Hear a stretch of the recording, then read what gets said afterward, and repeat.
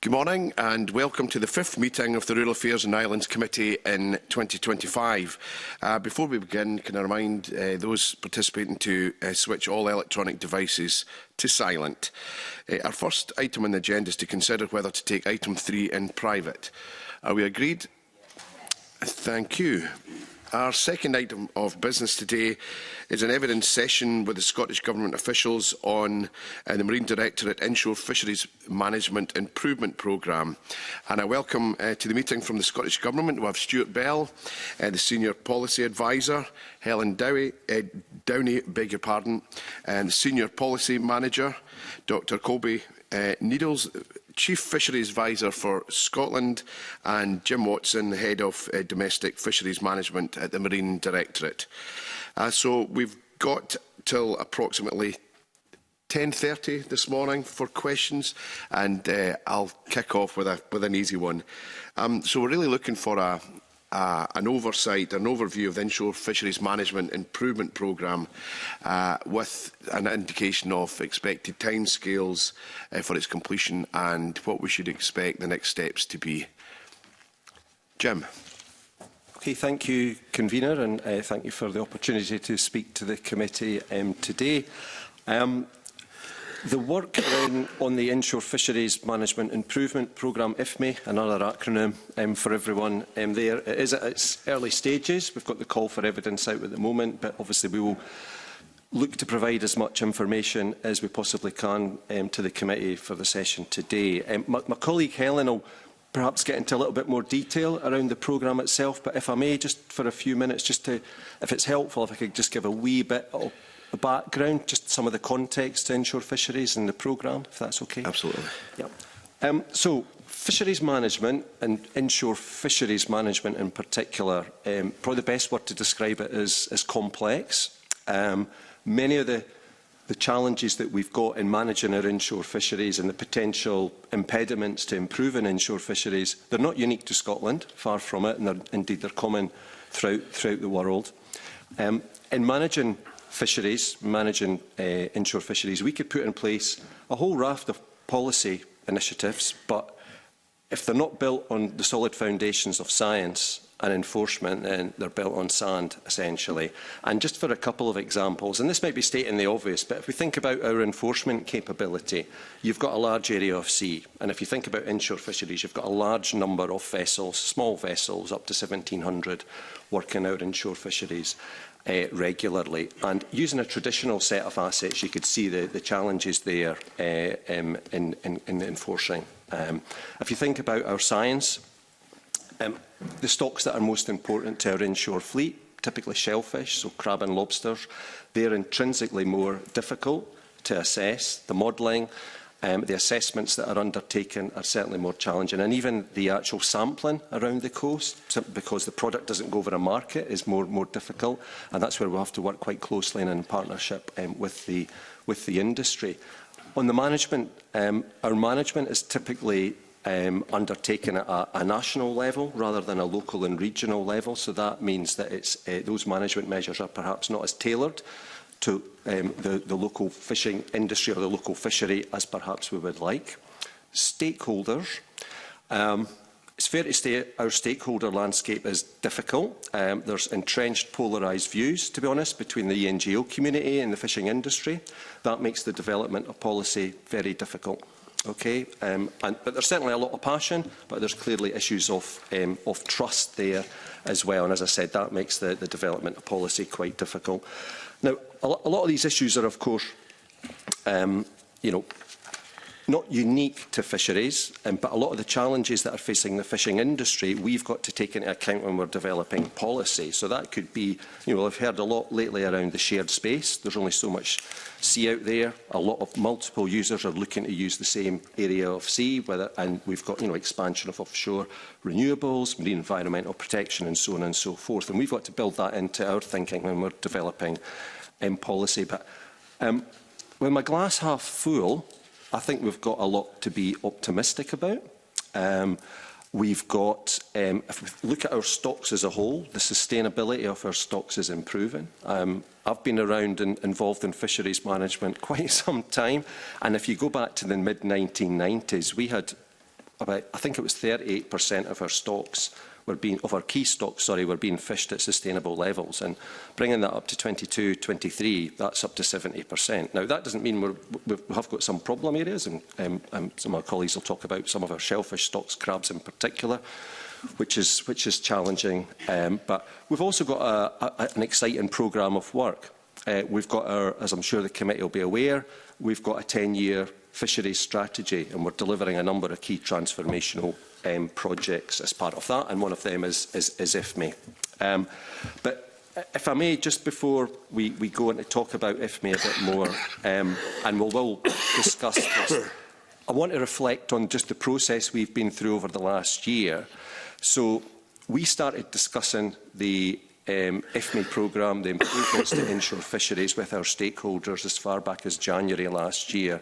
And we had 5 or 6 key set-piece meetings with our, what we call our co-management FMAC group, Fisheries Management and Conservation Group, and a number of bilateral discussions as well. And from those early discussions, what shone through more than anything else was that some of the stakeholders were clearly struggling to grasp what it was we were trying to achieve, some of those challenges, but importantly the new framework that we were looking to put in place and some of the proposals that we had.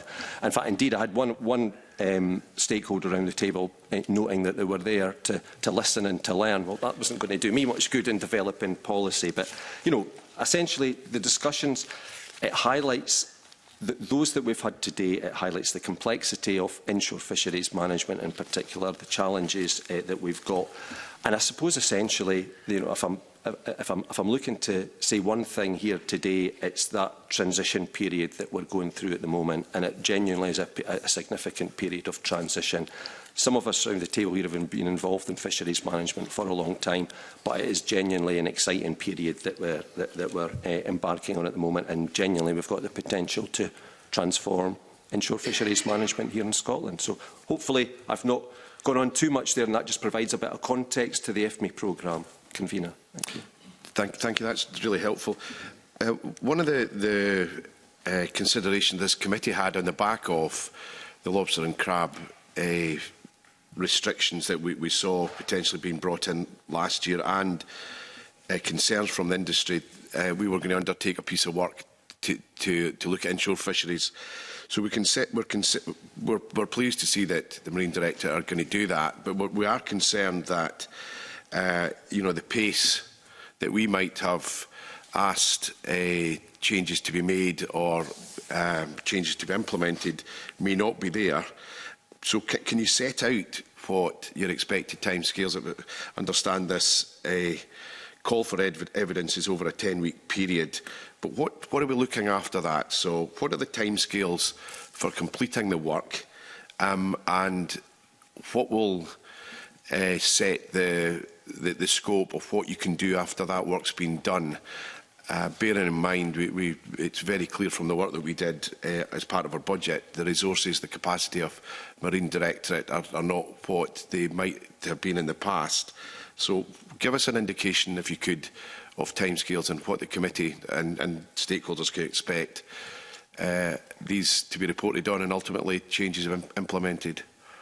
Okay, I'll maybe ask my colleague Helen to come into some of that detail. Thank you. Thank you. Yes, so Jim's covered a few things about the IFME programme, as we've been calling it. I'm happy to tell you about the timescales, but I guess just to sort of give you a little bit more about what the programme itself is. So as you say, you've got concerns about the crab stocks, crab and lobster. So the whole programme was driven by this concern, partially from our stakeholders and partially from the updated stock assessments that we received. And when we took a step back and looked at what our management tools available to us were to improve on these stocks and to provide some relief, we realised that a number of the management mechanisms available to us they were only available to us on a national basis. It's very difficult for us to bring a regional aspect into those management measures. And so Stuart will be able to tell you more about the interim measures, but I guess it's worth you being aware that the IFME programme has a few different branches to it. So at its heart, it's got the development of this new framework. And so that's a new agile, responsive framework.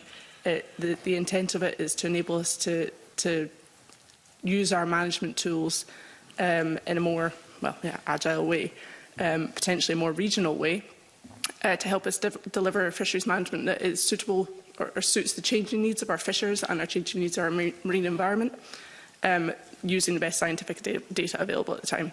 And so there's the call for evidence, which we actually just recently extended, so that's now 12 weeks and closing on the 18th of February.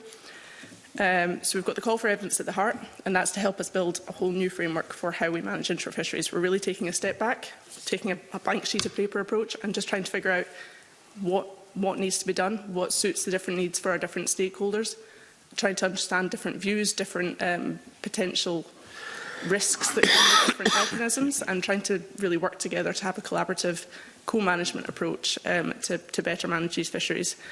It also has a branch that is the interim fisheries management measures. That's what Stuart's been working more on, and that is to provide some interim relief while we're working on this framework to provide some support for those stocks.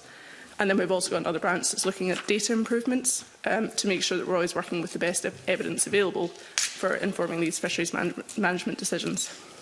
So the call for evidence itself, as I say, it closes on the 18th of February now. We originally had said that we would consult at the end of this year. That could get pushed potentially into early 2026 now due to the extension. And then in terms of actual implementation, it would likely be in the next parliamentary session. There is, obviously, if you're looking for urgent action, so that it will take a bit of time for us to not only develop the framework and to make sure it works, because it's a really big thing, and there's a lot of things that we need to consider. It's a big beast. But yeah, that's why we've got the interim measures in place that will be reviewed shortly for the next. I'll let Stuart talk more about that. But we've got the interim measures so that we're not just doing nothing in time being. Can I just remind witnesses they don't need to operate their mics? I should have said that right at the very start. I'm going to move on to a question from Ariane Burgess.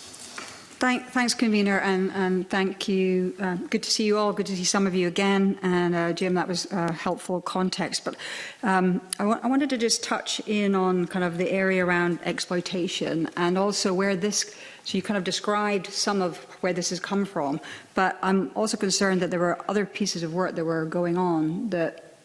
Has this superseded it? And I just want to get to the bottom of that. So at one point, there was a commitment to consult on a fishing activity cap on the inshore waters up to 3 nautical miles. That seems to have disappeared in I don't know, a puff of smoke maybe, or I can't find a marine metaphor at the moment.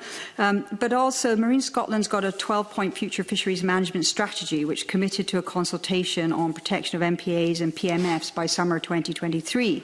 And I'd be interested to understand why the Marine Directorate failed to deliver on that, and if you think that will be delivered in this parliamentary term following through with that commitment. Because now we've got IFME, and it gives me concern that we've come forward with different things, or we're going to do a cap on inshore activity, we've got these commitments on MPAs and PMFs, and we're not following through with this.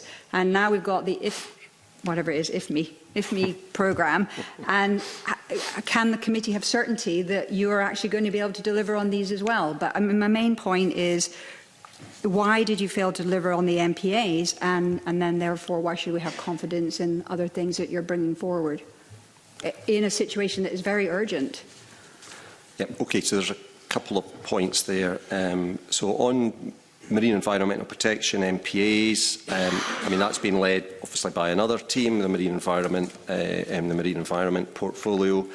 If we could split perhaps the offshore MPAs and inshore MPAs. So the offshore MPAs have been consulted on and they will be implemented this year in 2025. For the inshore MPAs, which are very, very complex, I'm sure the committee's heard before, you were looking at over 160 plus different sites there, so clearly complex. There's been a lot of work that's undertaken already. I can't give the committee a date here today. I think my colleagues just recently expressed that it will be as soon as possible, and I can't really say any more than that at this stage. In terms of having confidence around developing inshore fisheries management improvement. So I think you were alluding to some of the commitments that were in the Butte House Agreement. So that was a cap on inshore fishing activity within 3 nautical miles. There was a commitment there around scallop entitlement, latent scallop entitlements, and also on vessel tracking. So on the third element of that, on the vessel tracking, we're committed to progressing that. We've got a procurement exercise, so that's the inshore vessel tracking. So that's for all our under 12-metre vessels. We consulted on that. We've got a procurement exercise that's out at the moment, and we are confident that we will, and there's a lot of work will take place this year. We've done a number of trials over the last couple of years, and we've committed to implementing and putting in place vessel tracking arrangements for up to 1,700 inshore under 12-metre vessels by 2026. So that's a commitment, and that's now well advanced, and the kit will start to go on the vessels this year. We'll have to respond to the consultation, but clearly we need to complete the procurement exercise so we know what type of kit is going to go on the vessels before we then proceed with the response to the consultation and actually costing it all out, etc. On the actual other 2 elements there, so on the cap on inshore fishing activity, there was a lot of work went into that. That was subsequently put on ice because it's been overtaken by the IFME work. There's a number of management tools that we could use. We need to put the framework in place first, but the actual putting a restriction and capping inshore fishing effort is just one possible management tool that you could use as part of a framework, okay? And so that is just one. So that would be one input control, but there's a number of other management measures that we could put in place. But clearly, you need to have the framework first before you put the management in. Okay, I appreciate that, and I think it's been helpful to hear that broader context, that there's these other strands of work aside from IFME. But again, it comes back to me that the committee took a session, we actually committed a session of our budget work around the Marine Directorate financing. We're trying to help you. Yeah. And it seems to me that there are problems because there's pieces of work that go on and then they seem to stop. And I just think that that's something that I want to frame this conversation in, is that we're starting something new in the context setting of the IFME. You didn't even acknowledge the other pieces of work that I've had to kind of tease out. So I loved Helen Downey, I loved your branch, I could see it visually, but let's have the other pieces of work in there as well so we understand everything that's going on. And I know it's complex, but we're actually smart thinkers, and it's helpful if we can see the full picture so that we can really actually help this challenging situation in the inshore. If I could come back, and I'll ask my colleague Stuart to come in a moment, and I think if I could comment just generally on the pace of change, and I would say that we are frustrated sometimes with the pace of change as well, and it's not for me to get into the the discussion around the wider Marine Directorate budget. I'm aware, obviously, you took evidence from the Cabinet Secretary and Ian Wallace, our Director, on that. But if I look back, we've got a 10-year strategy here. We've made a number of commitments. We've had to pivot resource. If I look back over the last 4 or 5 years, we obviously had to pivot resource. Following the exit from the EU, we had to pivot, and resources were diverted to deal with COVID. We lost a number of people there and putting in place some hardship schemes, and then we had to redeploy resource to deliver and develop policy on the Butte House Agreement as well. So, there's a number of things that we have to do. We've only got a set number of people here, and I think as well, just while you've asked about delays, where my frustration comes from is that with that limited resource, we want to use it to develop policy, to deliver on those key, deliver on the strategy and to deliver on those key transformational projects. And of course, government needs to be held to account. But if I look back, even in the recent months, at the volume, for example, of freedom of information, FOI and EIR requests, the Marine Directorate, and I did have a look at these figures just yesterday, over an 18-month period, we responded to 313 FOI EIR requests, and on domestic fisheries and inshore fisheries, we responded to 60 requests. Okay, and that might not seem like a lot, but that means that when we're diverting resources It might well be that responding to one of those, even a simple one, will take a morning, or responding to something more complex might take 60 or 80 hours. And if I could just give you one example around our Razorfish trial, small trial, real success. We had 40 EIRs over the last couple of years on that. That's eaten up 2,700 hours, and about 40 or 50 30 different staff have been engaged in that. Now, that's okay. My team have had 4 or 5 judicial reviews to deal with over the last couple of years, and so on and so forth. The point I want to make really is that when I've got staff and people that are diverted to deal with that, and of course we've got to be held to account and there's got to be that scrutiny, they're not developing the policy. So while I'm saying I'm confident, for example, we will deliver on the vessel tracking by 2026, if we get a couple of judicial reviews and have to divert people in to be dealing with that, you can see why some of the commitments and timescales may well slip. But Stuart, sorry. Come in on that. Doesn't the fact that you've had 313 FOI suggest that there's not transparency and you're getting it wrong, and continuing in the manner that you publish information, whatever, is wrong?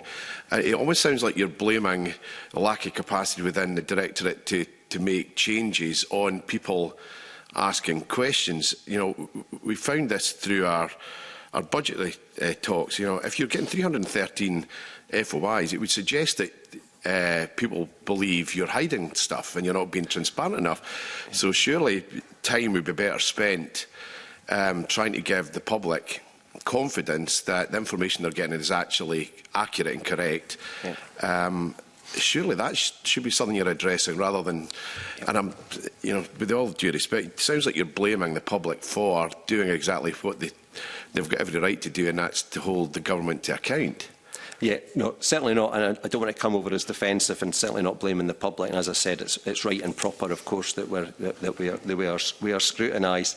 And I think there has been improvements. There's been improvements, for example, to the information that's been published, whether it's our annual sea fisheries statistics or information that our compliance arm publish, and even improving, you know, the information that's held on the website. So, yeah, is there more we could do? Yes, I'm sure there is, in improving transparency, but I think the information that's out there is certainly more significant than has been in the past. If I may, could I ask maybe Stuart to come in on the specific question around Butte House?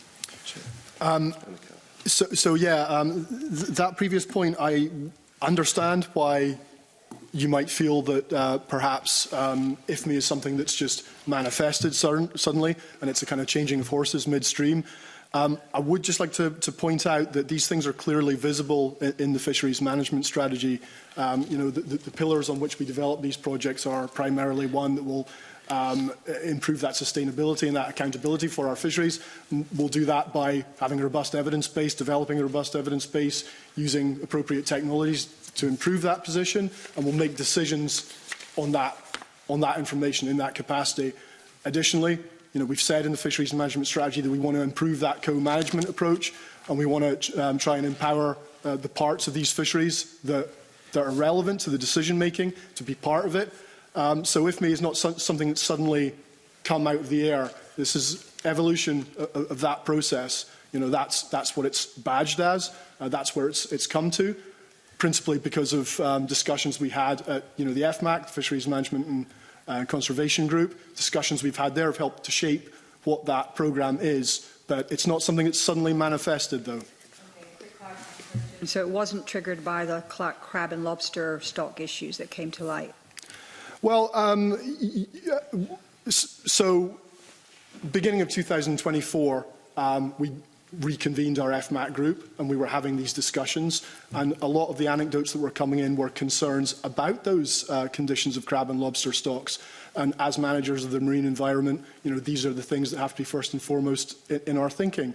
And as such, you know, we responded to that by putting in place the interim measures, which are the first step in the IFMI programme. Okay, thanks, Convener. Emma Harper. Thanks, Convener. Good morning to you. It's just to pick up on the 313 FOIs. On Health Committee, I hear about FOIs for the health service, and it frustrates the staff because it does divert them from patient care, clinical care, if they're answering freedom of information as well. So I understand that. I'm interested, do you categorise the FOIs? Are they put into groups so that then it makes it easier to respond to them? Is it individuals that are asking information, or how do you manage that then in terms of managing the resource to respond to freedom of information? Yeah, as I said, I don't want to come over as being too frustrated or defensive with regards to FOIs, but it's a mix. It's a mix of individuals and organisations, to be honest. And we often find that they sort of cluster around particular issues.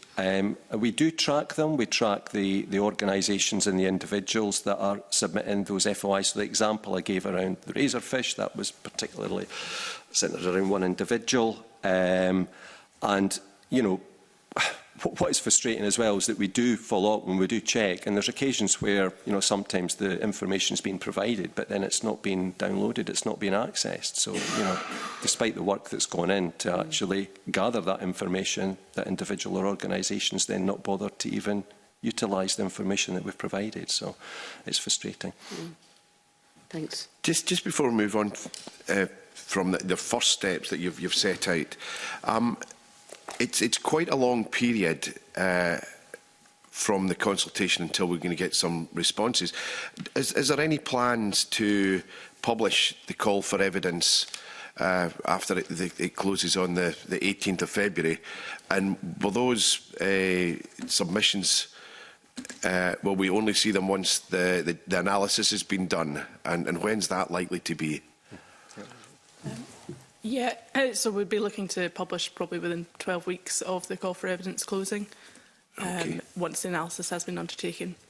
And finally, in this section, we've seen a 4.1% cut in the Marine Directorate budget, and that follows a cut in previous years.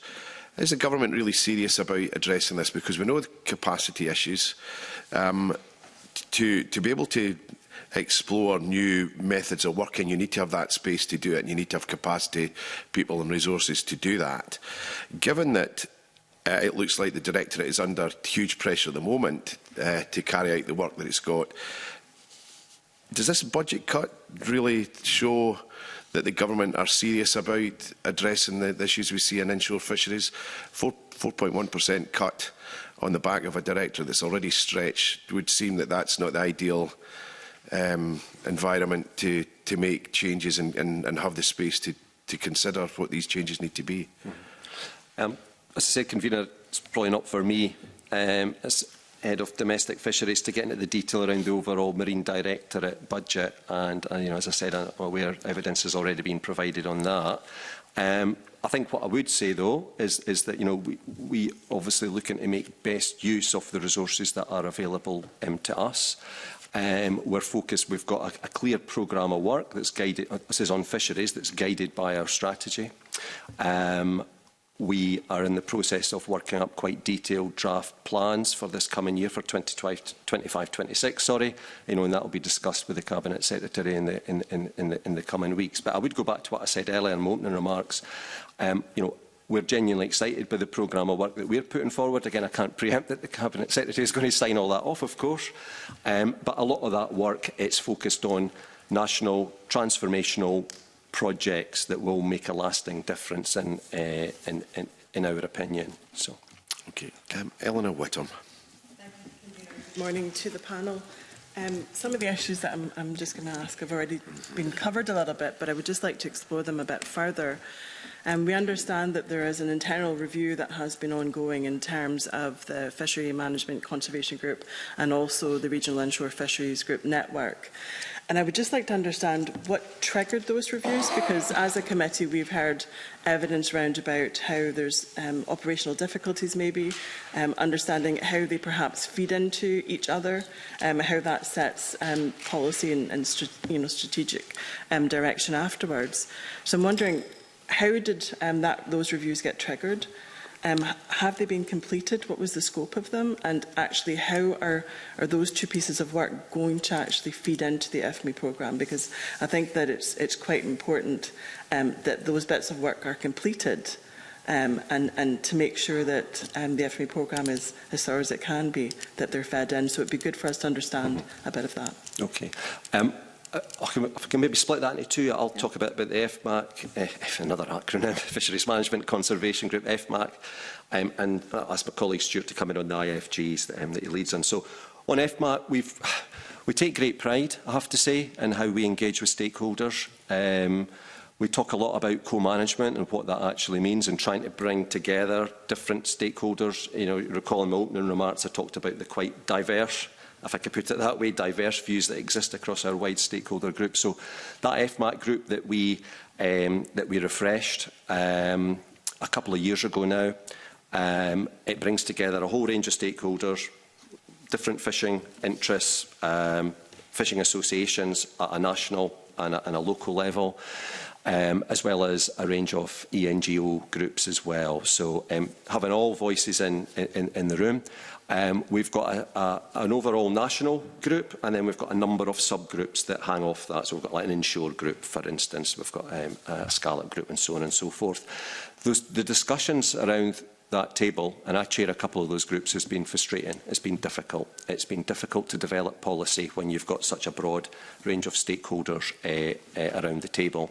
I'm not saying it's impossible, it just has challenges. So what we did with FMAC is that we, last year we undertook a survey of all the stakeholders, all the participants in the group. We invited comment back.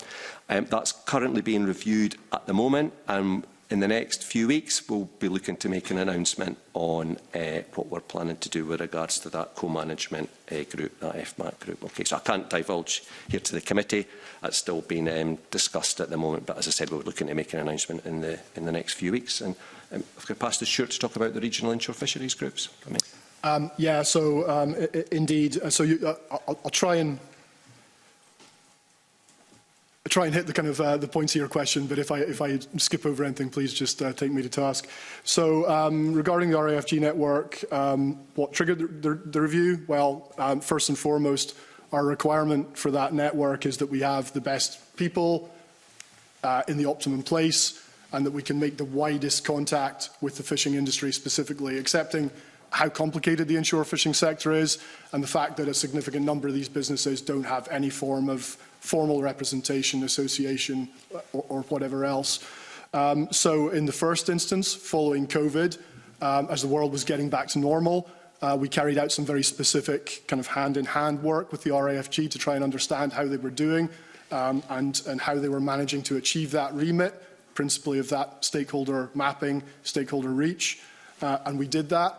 I will say that for the few years I've been working with the RAFG network, ensuring that it's on task and providing optimum value is a work in progress, and there are always learnings. You know, we're absolutely alive to the criticism that it receives on occasion, and equally we verify and are proud of the things that it's done well and achieved and delivered for real greater benefit. You know, things like the Outer Hebrides pilot. So yeah, what triggered it? It was that period of analysis of looking at how well it was doing. And off the back of that, we kind of identified a few things that we could do better. And a lot of that revolved around that communication and actually assuring ourselves that these individuals were having the correct conversations and bringing the correct views to the table. I think that's been particularly important for the reason that right now, the main requirement we have for this network and the main thing we want to use it for is direct support of these key priorities that we have. So interim measures as the first step of IFME itself, and obviously other key things like inshore vessel tracking. It's extremely important that we have that conduit to reach these hard-to-reach fishers, stakeholders. So yeah, that's our core intent for the network right now. And as for the review itself, it's in draft. We're going to be sharing it soon. Date to be confirmed. Okay, so just to clarify that then, the reviews have been undertaken in draft form and they're actually going to actively feed into the FME programme? Absolutely. I mean, if you look at what we've done so far in the last year, so the first step in IFME is obviously what I refer to as interim measures. So very broadly speaking, we put 2 licence conditions in place for immediate short-term protections of our under pressure crab and lobster stocks. Without getting into too much technical detail, one of those was a prohibition on landing buried shellfish hens. The other one was controls on very large catching crab vessels in inshore waters. And when we put that together, we had to really accelerate with the RAFG responsibility, because we put them in the driving seat of carrying out engagement ahead of us implementing those measures last May. So yeah, that was how we initiated that kind of change of pace, and there have been a lot of learnings from that. We've taken a lot away on how to do that work, enable that work by them even better, and we're going to be carrying that into IFME. Okay, I guess just my final question on it is, I guess the consultation that you've got out, the findings from these 2 reviews perhaps are not going to be able to allow people to digest that in order to respond to the consultation effectively if there's not an understanding of what the reviews have brought to the table, if you know what I mean. So. Thank you. So we've got the call for evidence that's open right now, and then we'll be looking to consult later in the year. So we're looking to announce the outcome of these reviews in the coming weeks, so people will know what is coming from them. That said, IFME, or the Inter-Fisheries Management Improvement Programme, won't be developed in isolation. So any development of the framework will be done so considering how the FMAC group, how the RAFG group feeds into that. Part of the call for evidence right now looks at ask questions on governance, asking people, asking our stakeholders and experts who should be involved in this co-management model and how those different stakeholders should feed into it. So there's a lot still to be thought out, and we can't say what it will look like just yet. But certainly we'll be considering the FMAC and the RAFG networks that we already have in place, and considering them, and how they fit into the FMAC model, whether FMAC model needs to shape around them or whether there's any further little tweaks down the line. But certainly won't be done in isolation, they'll all be considered in the whole. Okay, thank you. So there's a report being done in the future of the inshore fisheries groups, and that's going to be published in draft form over the next few weeks, or is that right? Sorry, Stuart. It's with us in draft form. We will come back to you on a date when it's going to be made public, but that'll be soon. Okay, grand, thanks. Tim Eagle. Thank you, Convener, and good morning, everybody. Can I just pick up, I understand you've been doing a desktop review of other models of inshore fisheries management around the world. So I guess it'd be really interesting to know what you've kind of found out from that initially, what maybe key findings you can pick up from that. But also specifically, I know in conversation with some of my own constituents, IFCAs have come up, the inshore fisheries and conservation authorities in England, and the perceived benefits they have in terms of their statutory footing, etc. So I don't know if you can just touch on what you've learned from your desktop review, and how you're looking at IFCAs in England as well. If I can come in. We have, as you say, undertaken a review of international models. It's quite a limited review, so I feel I should manage expectations. We had an intern doing over a 12-week period, so it's not had great scope to look at lots of different models. So it's ended up focusing on 3 different countries. One of them looks at the English model and looks at IFCAs. Yeah. It's too early for me to say. The report's very much still in draft to pull out what the key learnings and recommendations will be. I think it's quite interesting looking at the draft results to see, well, the level of variation between the countries that we have looked at, and equally to see that unfortunately no one else has managed to get it right either. There's no one, golden thing that we can take from it. But there's certainly a number of little learnings, but there's a number of tidbits, I guess, a number of key points that will come out from it that we will look to learn from, but it's very much draft form just now. Okay, yeah, sure. Just come in brief. Sorry, Stuart. You might get 3 of us. Sorry, I will be quick. That's all right. Yeah. There is a lot of examples we could pull on. So, I mean, Helen's referred to a piece of work there just now, but we could look closer to home as well. So, for instance, if you look in Shetland, we've got the regulating order there in Shetland that's run by the SSMO. Lots of experience we could pull on there in terms of the the resources that go into that, for instance, the success of the management, and indeed some of the shortcomings there as well. So again, we can look to the IFCAs, and Stuart's an expert on that and has direct dealings with it. I'm sure it's itching just to answer there, but there's also further afield. So, for example, just last week I was at an event on the Clyde, Fishing in the Future, a charity set up by, well, the now King Charles Trust. And that was bringing together scientists, government and the fishing industry as well. Fantastic event. But that pulled on experiences from elsewhere. For instance, in North America, they did some outreach work there, and the council that they've got set up in the States there. So we can pull on experiences from elsewhere, and that's why the sort of process that we're taking through the call for evidence, through to consultation, gives us that bit of time to pull on that. But Stuart's an expert on IFCA, so I will stop and maybe just hand to you, Stuart. Well, expert is strong, but I have worked with them a lot throughout my career. On the one hand, I would say that the intention made plain by our fisheries management strategy is for us to continue the type of model we have. So that means not switching, per se, the RAFGs to a statutory footing. There's no intention to do anything like that.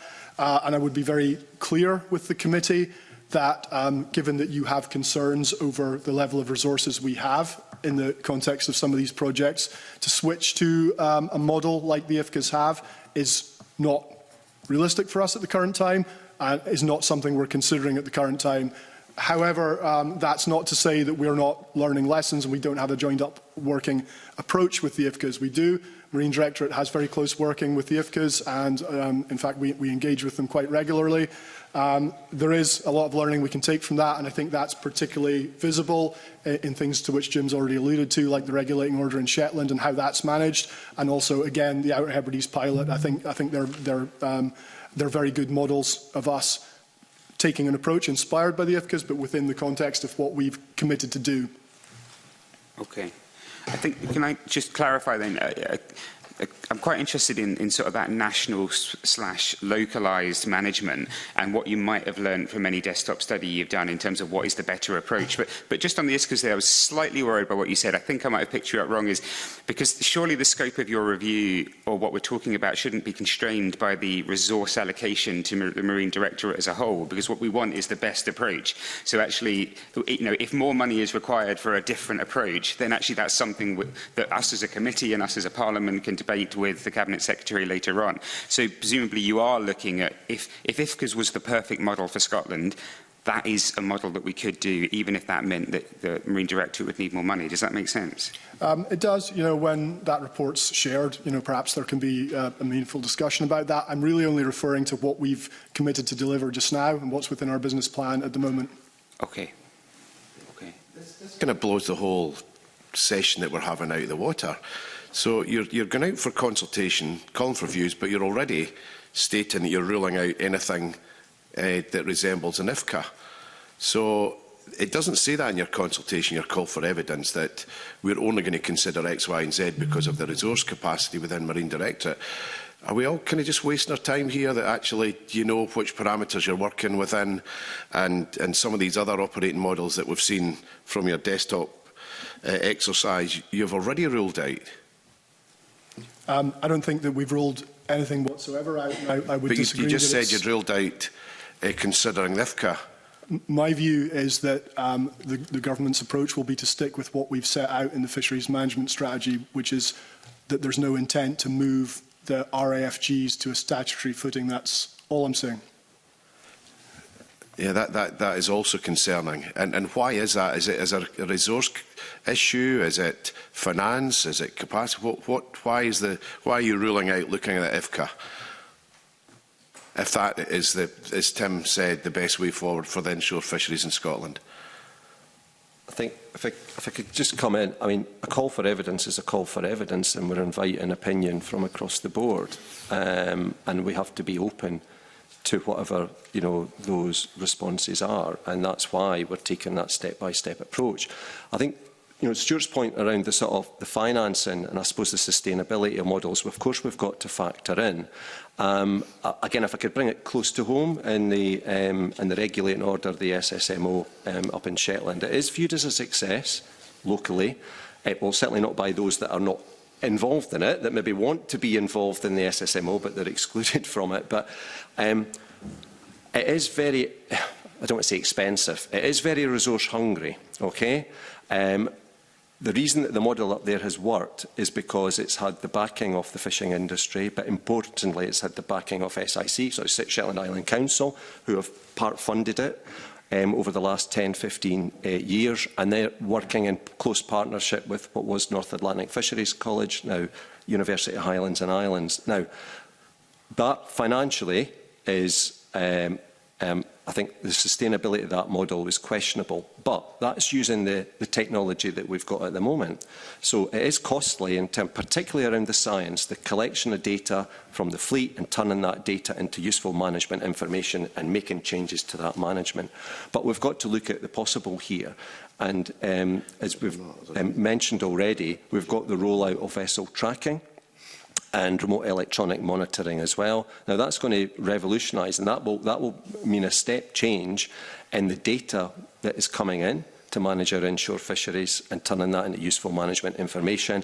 It will give us confidence to put in place more sophisticated management measures at a much more local level, which is really not possible at the moment, and an ability to enforce on that. And we could deliver that, I'm confident, in a much more efficient and more valuable way than is currently available, simply because of the technology. So yeah, I think we've got to be, to answer your question, we've got to be open-minded around all those different models, but accepting the fact that some models that are in place elsewhere in the world are very costly and may well not be appropriate for Scotland, given our geography, for example. Thanks for that. Certainly what I'm hearing is that the scope of the work will be within the budget that you've got at the moment, rather than what's best for Scottish fisheries. No, I disagree with that. I mean, if we look at the short term and look at what we think is doable within the existing budgets, but we've got to be open-minded, and particularly with regards to whatever responses we get back from, and we really are genuinely open. We're inviting expert opinion, hence why we went for that call for evidence. If that wasn't the case, we would have gone straight to a quite constrained consultation. Okay, Rhoda Grant. There's been a lot of chat about co-management, but given what you've said just now, I'm kind of keen to learn what co-management actually means in practice and how that will lead to decentralised decision-making, or will it?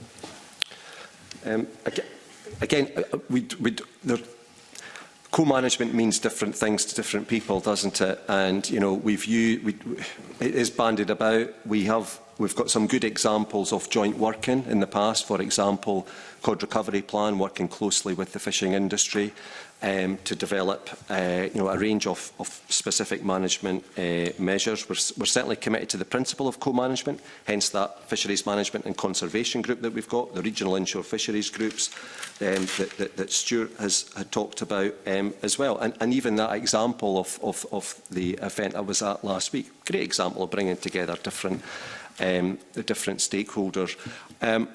I suppose for me, with co-management, it's about bringing together the scientific community, the fishing industry, wider community interests with government, while of course at the same time respecting the role that ministers have here. And it can take different forms.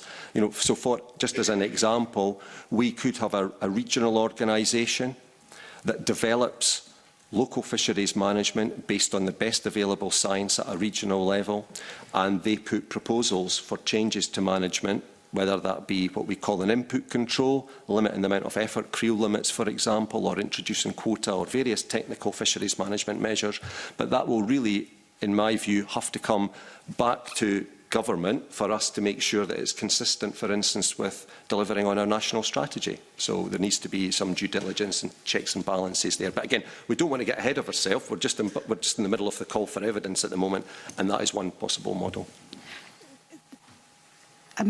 I was hosting the Coastal Testimonies exhibition this week in the Parliament. I'm just wanting to quote from that because I think it says better than I could. So one of those that give a testimony is Bailey Dacker, who's a creel fisher. He says, I don't feel like I have a say in the decisions made about the sea, but I'd like to. A lot of the decisions by government aren't taking into consideration the fishermen's thoughts at the moment. If I were able to make one request of political decision makers, it would be to come and ask as younger fishermen. And he goes on to say, whatever you manage right now, the likes of myself and my mates don't even hear about anything or get asked any questions about what we think about this. We just see it happening and have to adapt to it. That doesn't sound like co-management to me. And I guess if we go back to someone like Bailey, how is this going to change under the review? I'm sure my colleagues might want to come in. So I've worked with the fishing industry for a long time, 25 plus years. Inshore fishers in particular are hard to reach.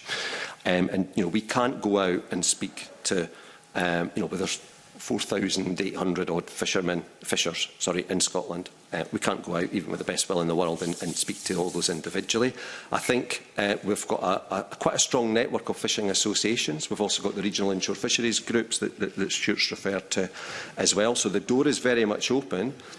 But if I could maybe challenge, the fishers need to walk through that door. So they've got ample opportunity to engage with fishing associations. Many individual fishers are not members of associations, for instance, and that's a possible platform for them. The IFGs, that provides a route for fishers to come forward and put forward their own specific proposals, and ideas as well. But it's a hard-to-reach sector. For sure. I don't know if my colleagues want to add to that. Yeah, I mean, just really quickly on that, it kind of speaks to some of the stuff I was saying about the review of the RIFG and this continual process of learning. But what Jim says is absolutely correct. There's really three levels for which fishers can engage. The first is to go and see their local fishery officer through the door of their relevant coastal office, of which there's 18 around the coast. Then secondly, we have the associations themselves, and those associations feed into the Regional Inshore Fisheries Group network. We appreciate that as an ongoing task to do that better and do that more effectively. But I think that's something that's captured by the recent work we've done, both in terms of the review of the RAFG network, but also in terms of how we've worked with them on interim measures to improve that reach and that engagement. It just seems to me that there is a source of free information that has been totally ignored there. So they want to be part of decision making, but they also have a huge amount of information that would be useful to you. So, I mean, how do you capture that? People who are working for themselves don't often have time to go to association meetings, join associations. I guess your job has to make it easier for them to engage. And I wonder how that can happen. Yeah, if I could come in. I think this is where the call for evidence will hold a lot of value. The call for evidence, it seeks evidence and it seeks expertise. And the expertise doesn't need to come from someone who's got a doctorate. It's someone who has experience in the sector. And actually, I would be really keen to hear from those fishers. It's unfortunate that they don't feel like they've been heard and had a voice in fisheries management decisions so far. There's two questions that the call for evidence asks. And one is what works well with the current national model of fisheries management and what doesn't work well, in addition to the governance questions that I mentioned earlier. So yeah, we're really keen to understand if people feel that they're not involved and if they feel that if there's a reason they've not been captured yet through fisheries associations or through the RFGs, we want to hear more about it so that we can try and improve our co-management model going forward. And just with you mentioning they're young fishers, so part of the fisheries management strategy looks to sort of really support new entrants and young fishers in the industry. And again, it's impossible to say what the new framework could end up looking like, but I think whatever it looks like, it will be a really valuable tool in helping us to deliver all sorts of commitments that we have actually across not just the fisheries management strategy, but the Fisheries Act and I won't go into listing them just now, but there's lots of different commitments that will help us to deliver it, and one of them could be helping to support new entrants and helping young fishers in the industry. But no, we'd be very keen to hear those voices in the call for evidence. because I think everyone who has any experience in this industry will have something valuable for us to hear. Okay. Ariane Burgess. Before I ask my main question, we've talked a lot about the RIFGs and also FMAC. You put quite a lot of store in kind of that process of engagement. I'd just be interested to know when when you last met with FMAC, the full meeting, the full group.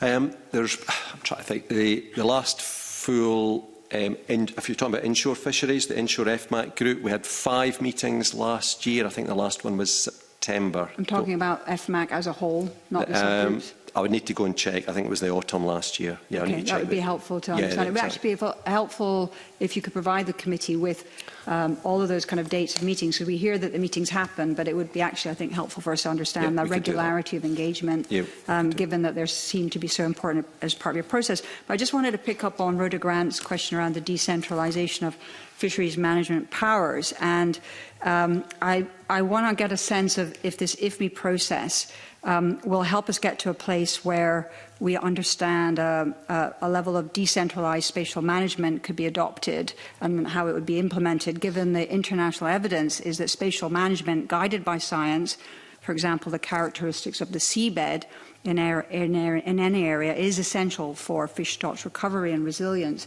So I have a sense that we hear this over and over again, this need for spatial management. Will it get us in that direction, or is that again off the table as the convener has kind of unearthed here that perhaps the scope of this process is quite tightly described? If I may just come in on that, I suppose there's 2 things here. There's the decentralisation of power, and then there's what actual management measure that you use. As I think we've touched on already, the decentralisation of powers or the governance arrangements that we put in place, it's too early to say. We've got the call for evidence out, so again, we're genuinely open to ideas and suggestions there. What that then means, and we'll have a new framework in place. We can't predict now exactly what that will look like, but there's a whole range of management tools. So once, as a fisheries manager, once you're working to your strategy, you've got your aims and objectives that you're seeking to meet, but you've got a range of management tools that you could use at your disposal. And one of them is spatial management. Yeah, so separating whether it's fishing from other types of activity or different types of fishing activity in the sea. We've got, permanent and also temporal closures, a range of them around the coast of Scotland, and they could be used alongside and complemented by other management measures. The most obvious one is the licence. You're limiting the input, the amount of effort going into a fishery, or the use of quota, the actual output, what you're actually landing there, plus a whole raft of technical measures. So I suppose to answer your question is that spatial management is a tool that can be used. It is currently used, and it would definitely be on the table for future use, whether that be at a local, regional level or indeed at a national level. Could you so it's currently used. Where is it currently used?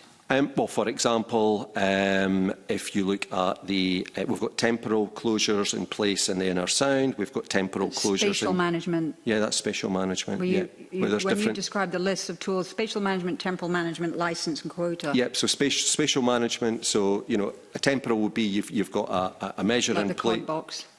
Yeah, like the Clyde cod box, for instance. That's a temporal spatial management restriction that's in place, yeah. So it's temporal and spatial?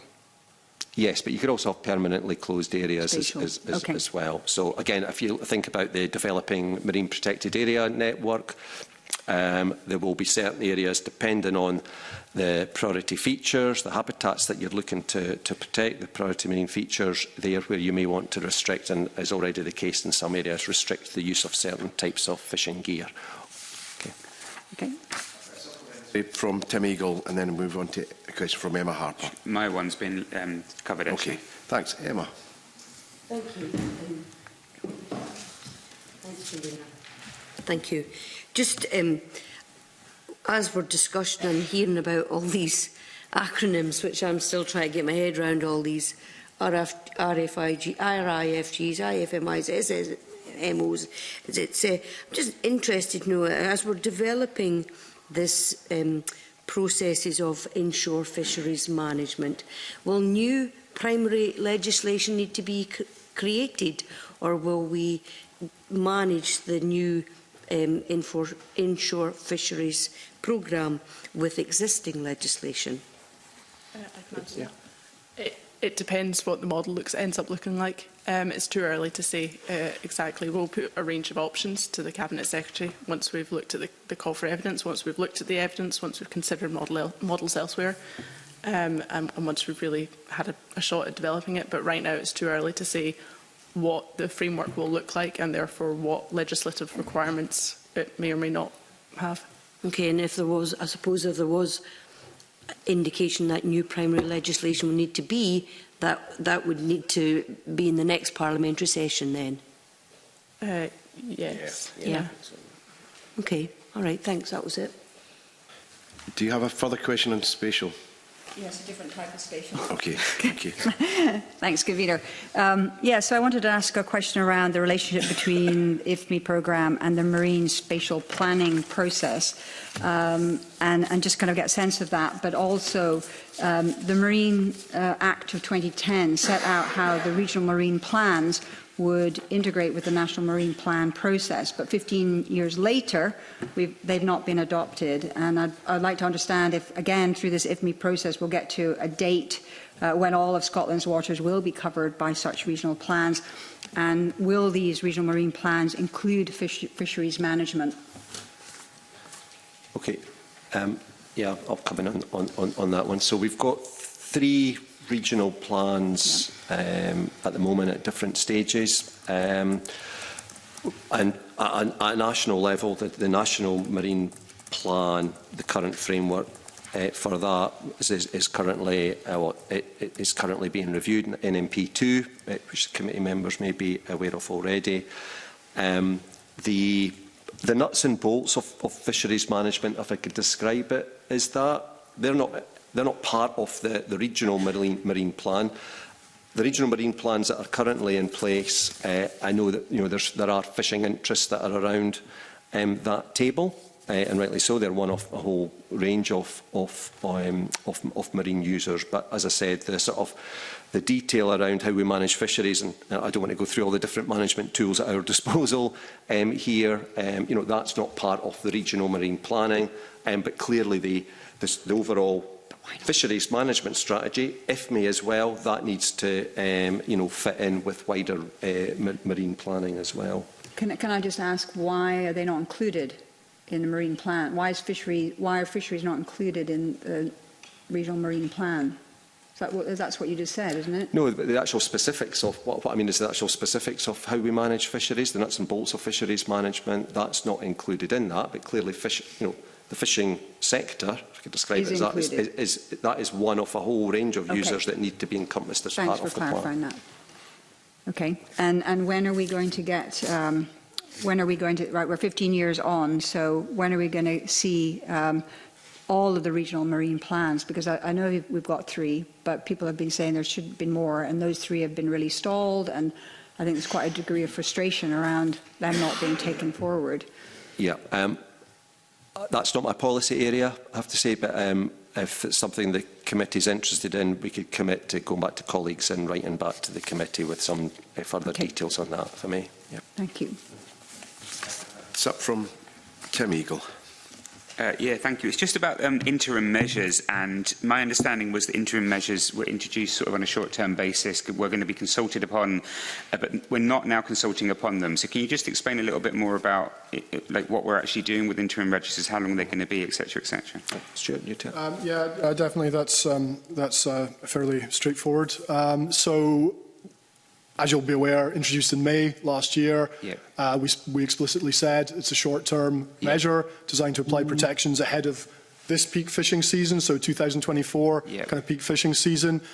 We are in the review process right now. We are expecting to make a decision about how they are used and how they ultimately dovetail into IFME. We expect that process to happen by the sort of 1-year anniversary mark, so this coming May. We are, as I said, we are reviewing right now, we're collating evidence right now about impact on the fishing, updated stock assessment advice, all these kind of things, and we are expecting to be sharing some of those learnings with stakeholders in March. Okay. Okay. We're going to move on to our next theme on fisheries science, a question from Beatrice Wishart. Thanks, Convener. At the beginning of the session, we spoke about the importance of science, and we need better monitoring and data collection to be robust for decision making. And you've touched on REM and new technologies, but could you expand a bit more on how the IFME programme can improve science, data collection and stock assessments for inshore fisheries? Kobe, do you want to? Yes, hi, thanks. Thanks for the question. I was starting to feel optional at this end of the table here. So I think that there are some ongoing issues in terms of inshore fisheries science data collection. There's a number of difficulties that we have to try and overcome. I think in terms of the wider stocks, the sort of more seagoing stocks that we have long time series on and have been historically important commercial fisheries, we have a lot of information on them, and we're able to provide a lot of advice for those particular stocks. For the inshore stocks, it's more difficult for a number of different reasons. Firstly, the biology of the species that we're looking at I think Jim's mentioned this already, make the assessments intrinsically more difficult. If you can age. So you can take a fish, a cod or a haddock, and you know what the age of that fish is by looking at their ear bones. If you have a fish that's age 2 this year, next year it's either age 3 or it's dead. There's no other option. And you can use that sort of that regularity as an accounting tool within your assessment model to track the development of that population. So that's relatively straightforward. If you have a crab or lobster, they don't have an easy way to determine their age. They don't have any way to determine their age. So you know what their size is, but you don't really know what their age is. So a fish or a shellfish that's 20 centimetres long this year, next year it will be 1 year older, but it's more difficult to determine what the size of that fish or shellfish will be. So tracking growth can be quite difficult, and that is an intrinsic problem with some of the inshore stock assessments that we have to do. Another issue would be in terms of the attraction of gear that's used. Generally, in inshore fisheries, we're using static gear, which bring fish or shellfish towards them. If you're trawling with a survey, you generally have an idea of the area swept by that survey, and you can use that to work out the density of fish caught in that particular area, and then you can work that up to an indication of the density of fish in the whole area. With a static gear like a creel or a pot, that's attracting fish and shellfish from an indeterminate area. So it can be quite hard to work out what the actual density of those animals is in that particular location. So that's a further difficulty. Another problem that we have to encounter is the fact that inshore populations tend to be much more discrete. So if you have haddock, for example, in the west of the North Sea and haddock in the east of the North Sea, they're most likely to be the same stock, so you can assess them as one big stock and provide advice on that basis. Whereas with many inshore species, if you go from one bay to the next, those might be distinct stocks. So the sampling and the amount of data you require to try and provide sensible advice for all those different discrete population units is obviously at a much higher level. So that's an intrinsic difficulty as well. But I think despite this, we have long commercial time series for certainly the crab, lobster and scallop stocks that we're looking at. We do not quite as regular assessments as we'd like necessarily, but there's good reasons for that. For example, for crabs and lobsters, the length cohort analysis method that we use, it doesn't really make a lot of sense to do that every single year, because we're averaging the length frequency distributions. So those averages only change quite slowly. So that's another problem. And another way that we get around it, and as I mentioned already, the spatial scale is problematic for some of these species. But I think given these particular difficulties, I think what we're able to do currently is appropriate. I think we're able to provide the appropriate assessments and advice for the more historical stocks that we're looking at. The newer ones that come in, the wrasse or the potentially some of the other species that are new to the science that we're trying to deal with are more difficult. But there's issues that we're trying to address. And are you involving those that actually are fishing our seas? Are you involving them in the collection of data and science? Certainly. So I was going to, when there was a question earlier about fishermen not feeling they can have an input to this process, I was going to come in on that particular aspect as well in terms of science collection. We find working with the industry is absolutely essential for the science that we need to do. We have two major research vessels only. So they're at sea all the time pretty much, but they can only do so much. So we do need to rely on the fishing industry who are at sea the whole time in order to generate a lot of the information that we have. A few examples we have here, the razor clam trial that we're currently undertaking. We have weekly interactions with fishers there, and fishers are collecting data and contributing to sample work. There's Solway lobster derogation work. We've got fishers, I believe there's 3 electronic monitoring tablets that we have, and what the fishermen are doing is they have a tablet attached to a particular part of their vessel, which is filming what they're doing, so we can see the lobsters, coming on board, and then if they find any buried lobsters, the females with eggs that were mentioned earlier, they hold them up to the camera so we can determine that they're buried and the sex, etc. And we can see that those lobsters are returned to the sea. We have also, there's a cod in creels project that we're establishing to determine the extent to which cod are being caught in creels and pots, which is more than you'd imagine. And we have fishers involved in that. So, and more widely, we have a very successful now pelagic co-sampling scheme where, I mean, this isn't inshore specifically, but we have herring and mackerel fishers are taking samples and providing those to us, which we're finding extremely useful. And then, our observer program, which we've run since 1975, so this is putting observers on vessels to determine the extent to which fish are being discarded, which species and the sizes and the age compositions of the fish being put back in the sea for whatever reason. That is now supplemented to a huge extent, actually, by observers from the Scottish Fishermen's Federation. So we work very closely with them. So I think in terms of science data collection, the fishing industry have a huge input to what we're doing. And we find in feedback that we're getting from the industry, they also find it extremely useful actually to have a scientist on board. It's an opportunity for them to ask questions. Why are you doing this? Where does this data go to? And so it's a sort of, we are able to give that feedback process. Jim actually mentioned the Fishing into the Future workshop in the Clyde. I think I was meant to be there, but I was taken away to the ongoing Sandhill Tribunal arbitration process, so I couldn't attend myself. But I have been to previous ones of these, and they're extremely useful. You get a lot of the younger skippers and younger fishermen will be involved in that process, and I think they find it extremely useful as well. Thank you. Elena. So we know that the Scottish Government has a commitment to champion science-based approaches that are tailored to the needs of specific regions and ecosystems. And I'm wondering how that could be incorporated into the regional model of inshore fisheries management that we're looking to achieve.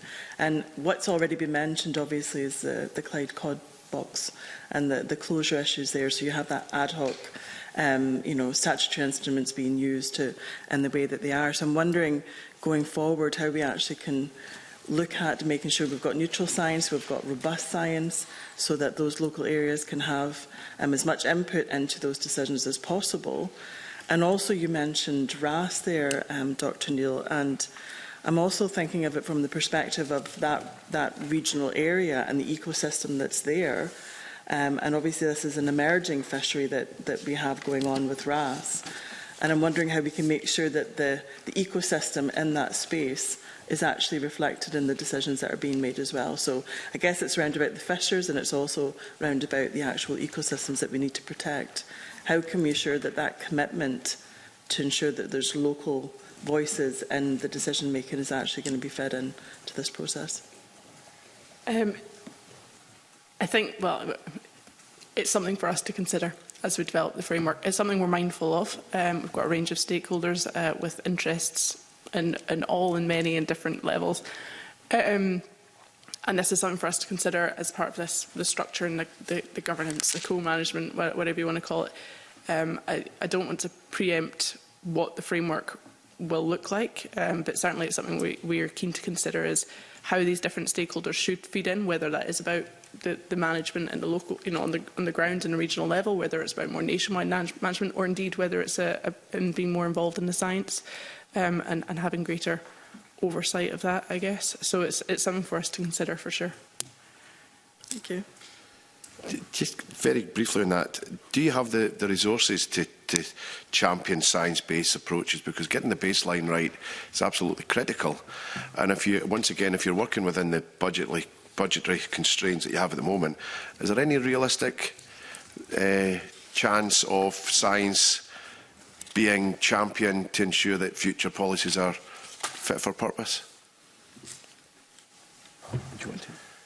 Yeah, okay, I can answer part of that, and then I'll let Jim give the actual answer probably.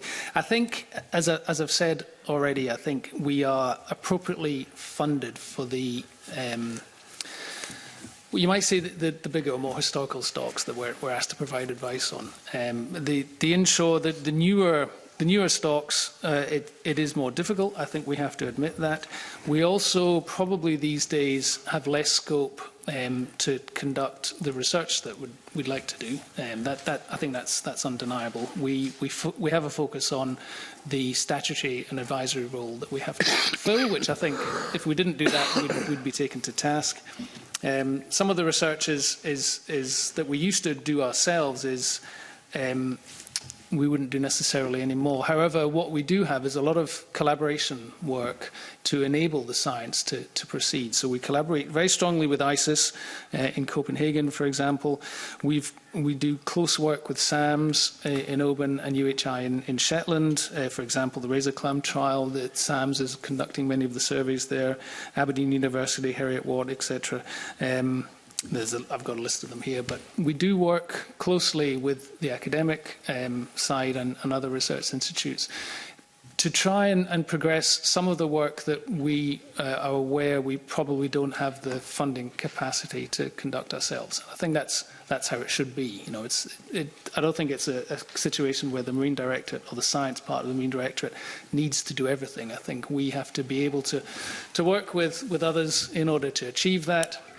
And then our role is really to translate the learnings, to use a civil service phrase, of that work into advice for the fisheries management side.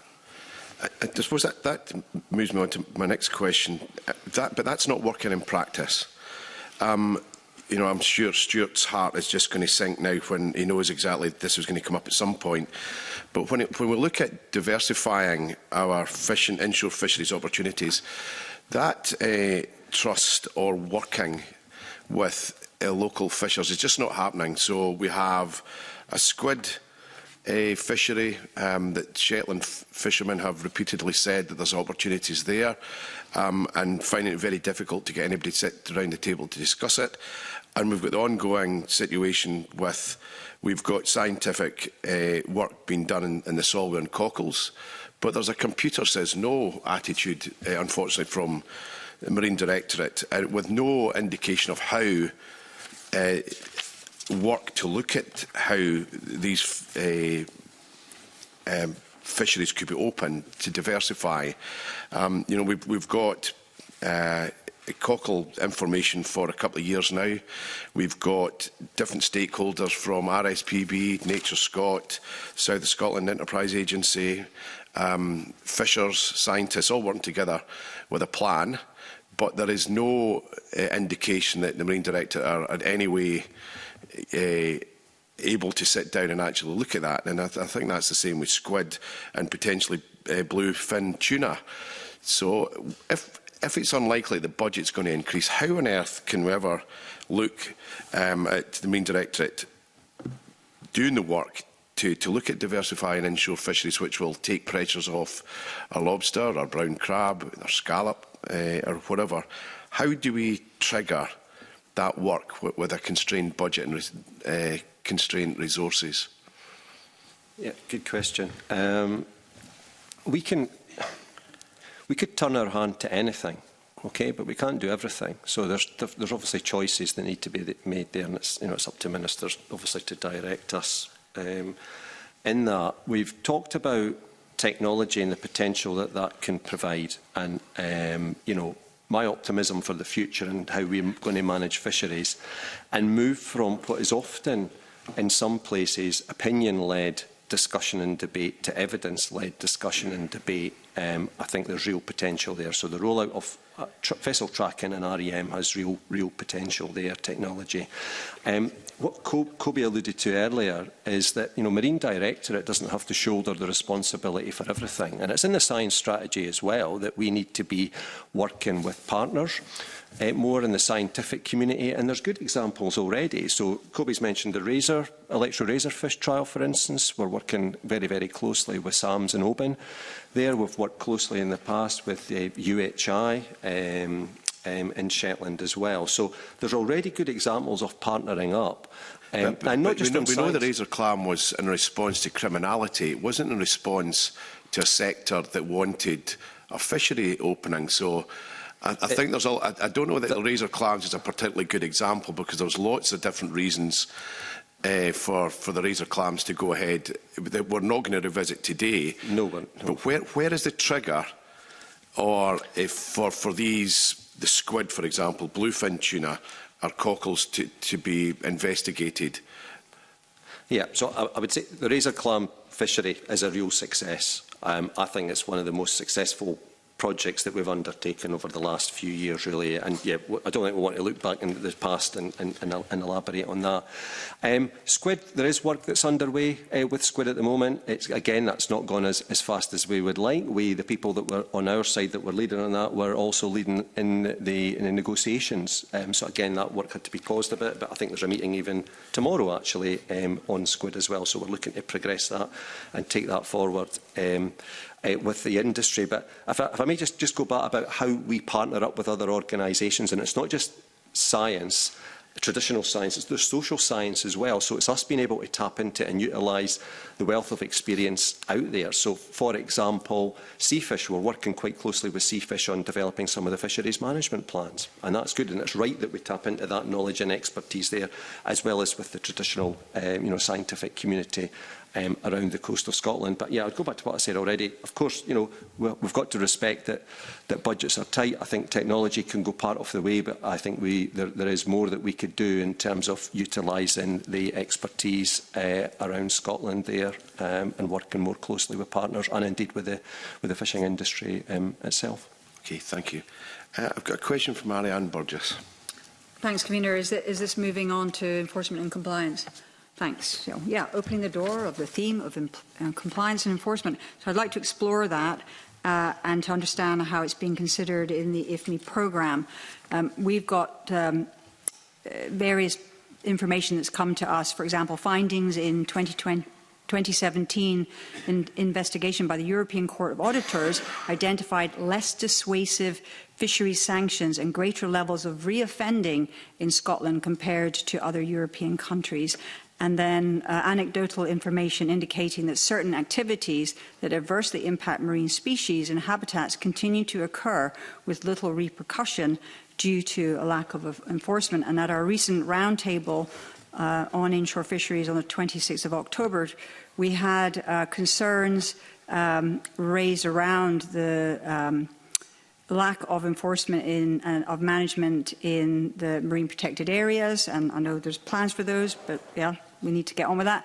Lack of sufficient information and data to ensure transparency and accountability, and concern also around the need for more enhanced sanctions for non-compliance. There's quite a lot in there.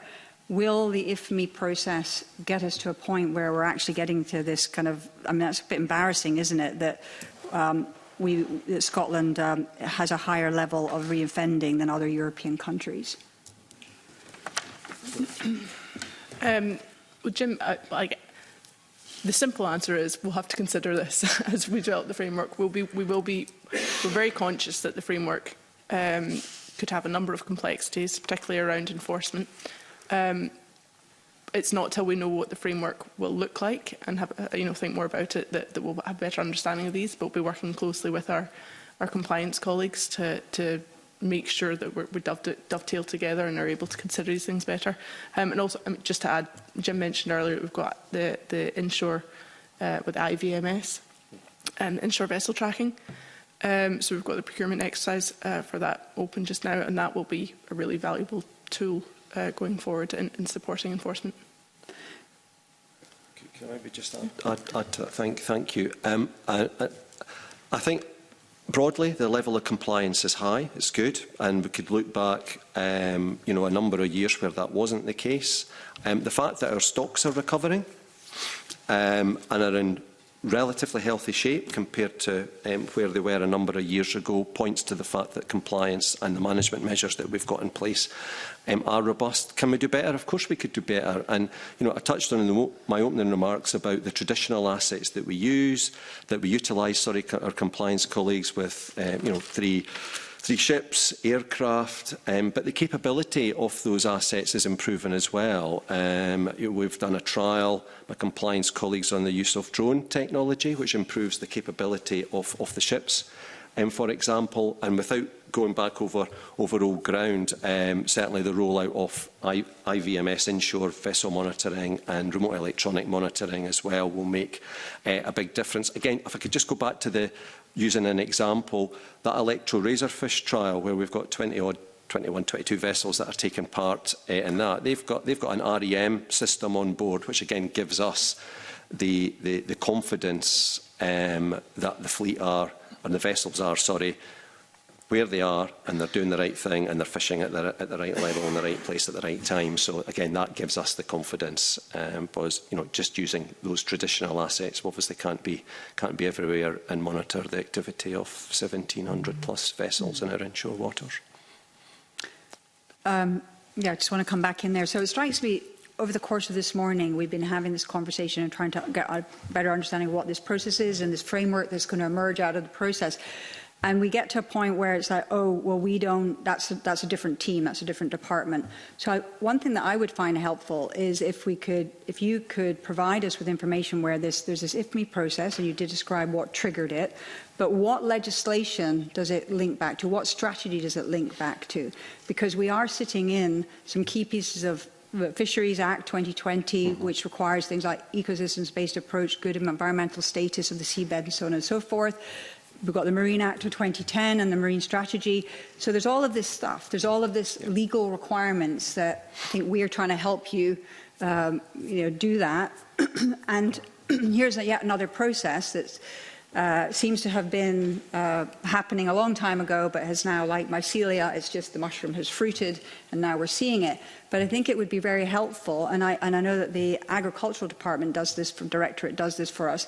They've got these really good kind of maps that show, this is why we're doing these processes, and here they're coming online, and they're parallel processes. I think that would be helpful, because then we could get better at asking questions, and we could understand what we can ask you, but we can't ask you because it's another team, or we need to say, oh, can you actually bring those folks with you as well? Bring the compliance team with you, because we want to ask how this affects compliance and enforcement. Sure, we could commit to doing that, yeah. And of course you could ask the question, you might get not a complete full answer, certainly from me in some of those aspects. But yeah, look, there's a whole raft of commitments, that are relevant to the development of IFME. You've mentioned the Fisheries Act 2020. We've got the Marine Act. We've got our own national strategy here. So I think that signposting and just making those connections. So yeah, we could do that. I think that would be a very helpful. And if I can, convener, just come back in. I want to offer this other thing.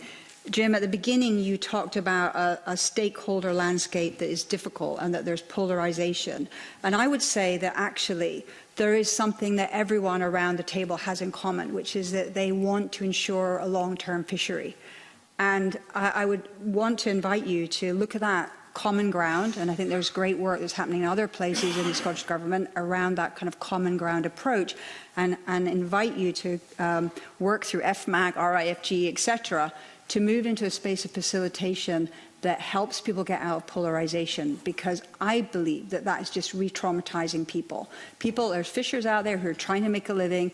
There are ENGOs who are trying to actually help a long-term future. There are ENGOs who are trying to help a long-term future for the people of Scotland in the public interest.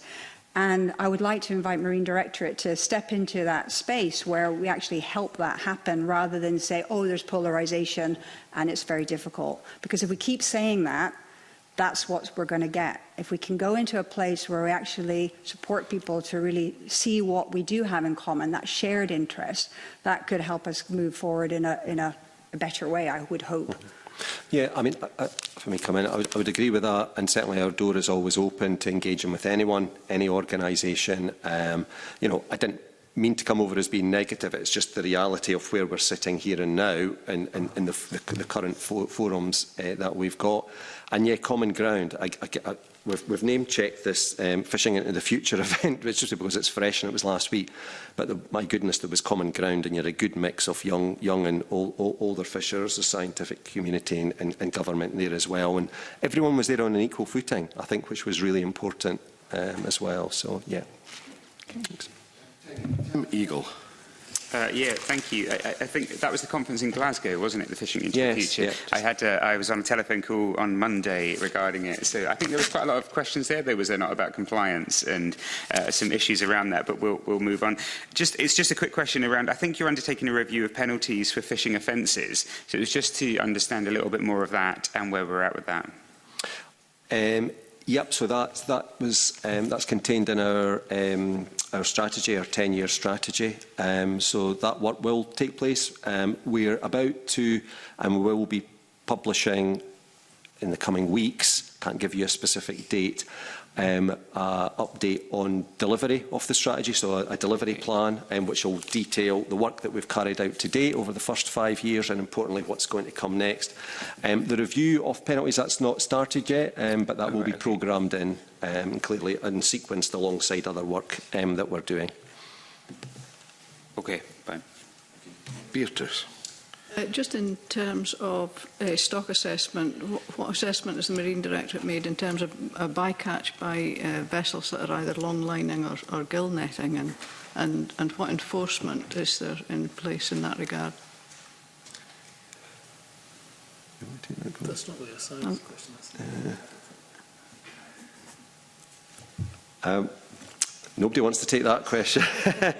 I would have to come back to the committee on that one. In terms of enforcement, what I would say, if this is alluding towards we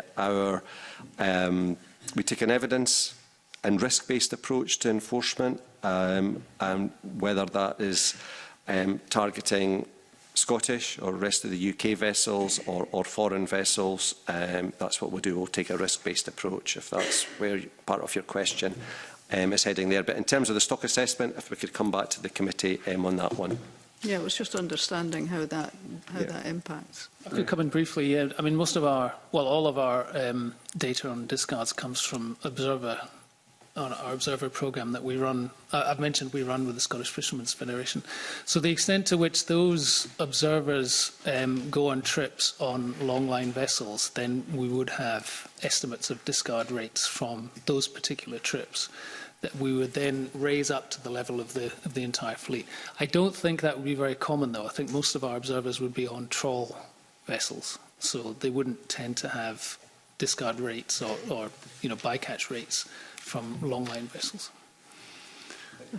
I think one of the concerns of the industry is that the stock health is often affected by numerous different factors, and that can be environmental factors, other marine users, and I think the concerns that we've heard certainly is bycatch often by foreign vessels, and I think where Beatrice was going there was the impact of bycatch on the crab industry, wherever in Shetland, where there's anecdotal evidence that there's not the enforcement or the compliance of foreign vessels, and that's having a direct impact on potentially stock assessments in Shetland.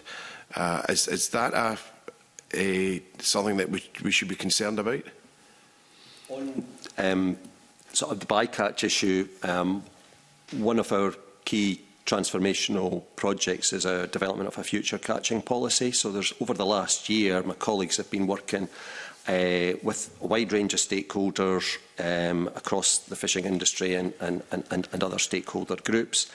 Clearly, a one-size-fits-all approach is not working, or can't work, sorry, so that we're certainly looking at changes to technical measures, so whether it's like changes in twine thickness or escape panels, for example. So that work is ongoing, and there's been some consultation already, and there's been a number of workshops held with the fishing industry and other stakeholders, and there's going to be further consultation this year, which will take a sort of sector-by-sector approach. So, for example, splitting out the whitefish fleet from the inshore Nefroc fleet, for example. So that work is ongoing, and yeah, I'm sure my colleagues will be writing to the committee to provide an update on that in due course. So how does that work in practice with foreign registered vessels?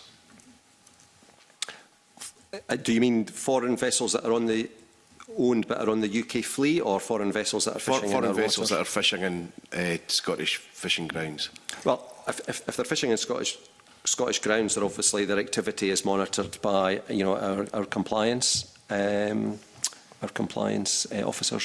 And that's, we've got the resources to make sure that these vessels in particular are compliant. Indeed, yeah, and it's a risk-based approach that's taken there as well. Yeah. Okay, thank you. Emma Harper. Thanks, Convener. You touched on, I suppose, finance and funding and resources that you have already in order to make improvements for the inshore fisheries management programme. So I'm interested in whether part of the work is to explore whether you need to look at further funding or increased funding for implementing the programme, and even changes to regional governance. Yeah, I think I apologise because I feel like a lot of the answers I'm giving are yes, this is something we will need to consider. I envisage we'll give some options to the Cabinet Secretary as we develop the framework and how different models, how it could look. And with them will come with any consideration of any additional cost or what have you behind them. But it's to be considered in due course. Okay. I know that, I mean, it's kind of a no-brainer to think, yeah, if you're going to be required to do more or expand work or implement regional-based approaches, then I suppose more resource would be required. Yeah. I think it will also open up the opportunity to, if we are able to improve our co-management approach, and I know there's different definitions of co-management, but if it improves how we work with people, then hopefully it will help build those relationships and pull more on different, on resource available outside of the Scottish Government, just like Kobe was talking about earlier, in terms of working with different organisations to get more data, for instance, and just see what different organisations might be able to volunteer and bring to the table, essentially. And you've said already that you're working with ISIS in Copenhagen and SAMS as well, in order to help support data collection, data management. Yes, I mean, I can come in. So ISIS is the main International Council for the Exploration of the Seas. It's the main sort of way in which advice is provided to the EU, UK and other requesters of advice. So we have contributed to that process since ISIS was founded in, I believe, 1905. So that's a key part of what we do. But we also, as I did mention, we work very closely with a lot of academic and other research institutes within Scotland and England as well, to try and boost the amount of science that we do.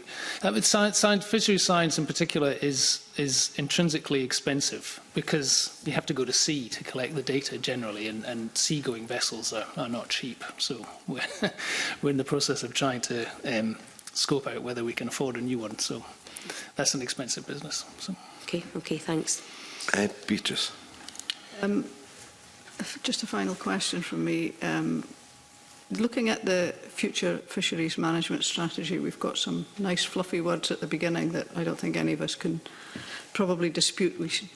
It says we set our vision for Scotland to be a world-class fishing nation, delivering responsible and sustainable fisheries management. What is the direction of travel? Where do you see we'll be in 10, 20 years' time? Where are we heading?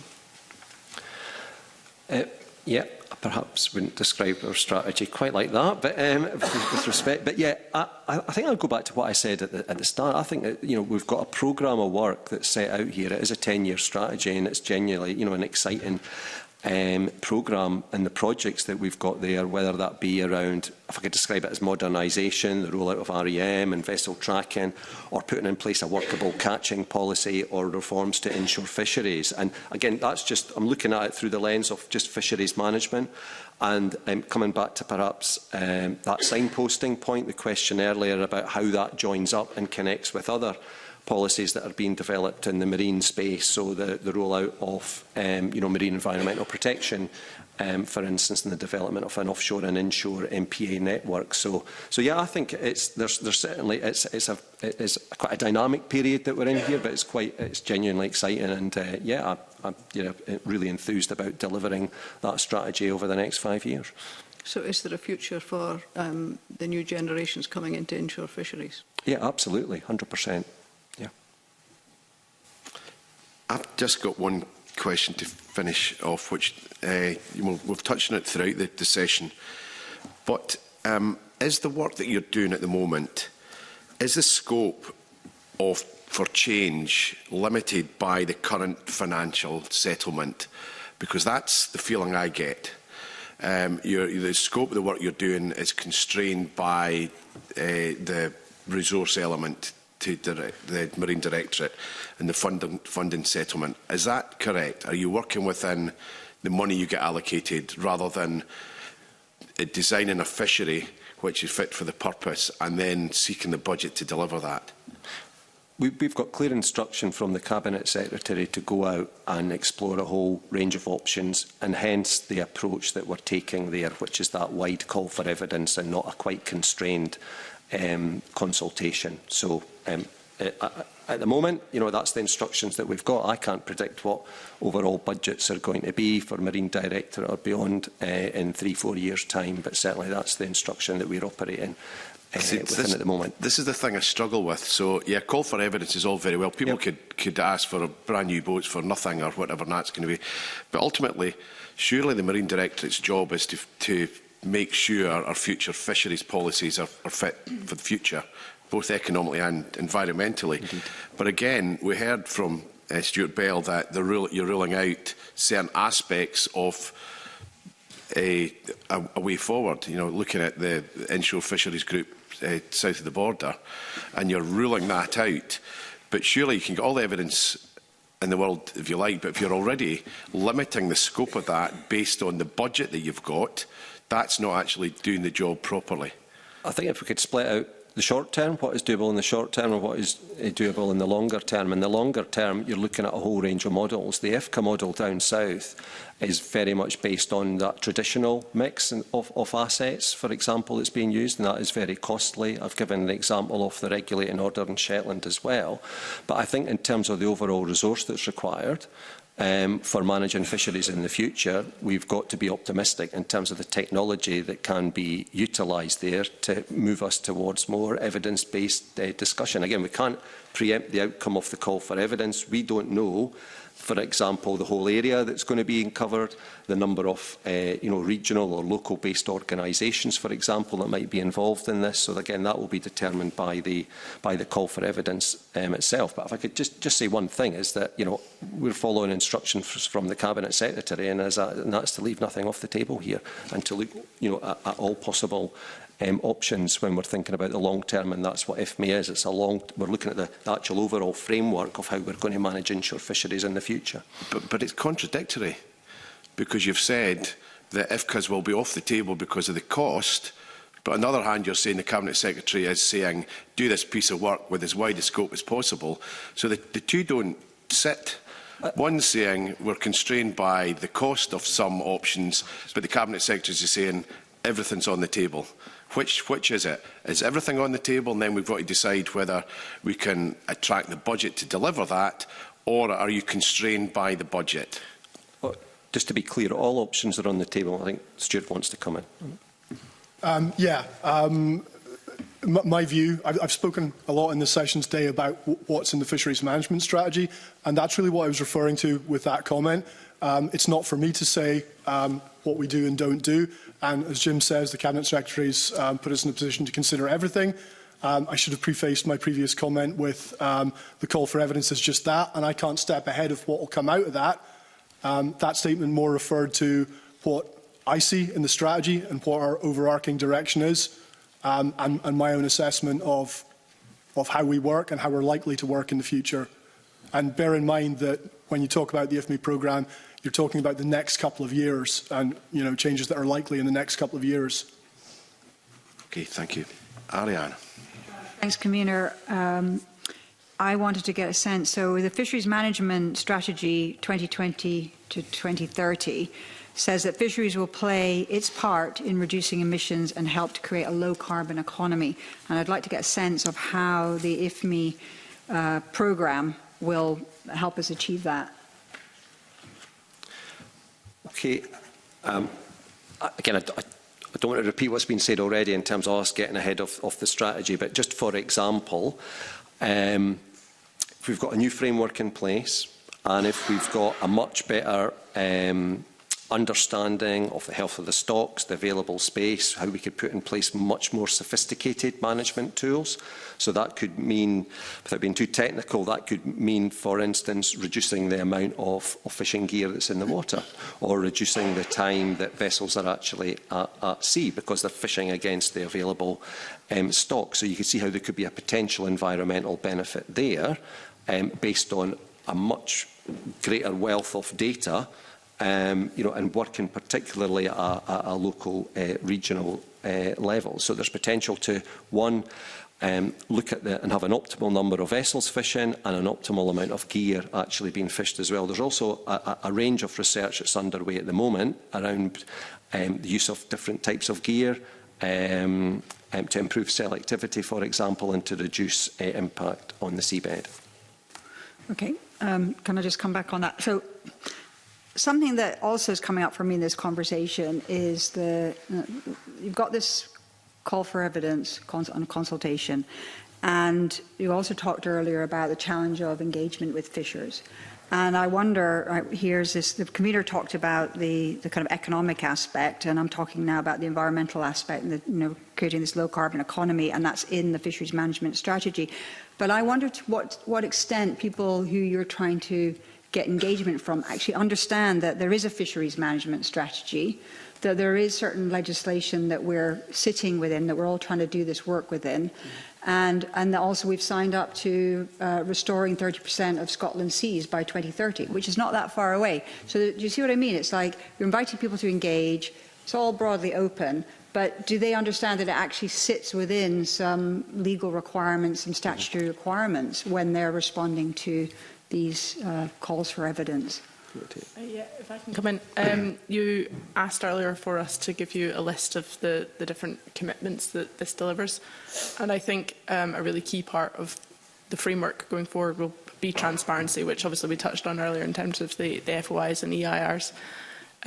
So I think it would be good if we could have that list of commitments public, make sure it's something that everyone has sight of, everyone understands all the different points that we are looking to achieve or things we're trying to address, and all of our outstanding commitments through different pieces of legislation or different, it's not just legislation, different ministerial commitments, programme for government, what have you. So I think it would be good to have them all pooled into one place to try and make it as clear as possible for everyone what we together are trying to deliver for our fisheries management. Okay, thanks. That's good to hear. Could I just briefly add to that as well? I think there's a growing understanding among our fishers that there's a bigger picture that they're part of.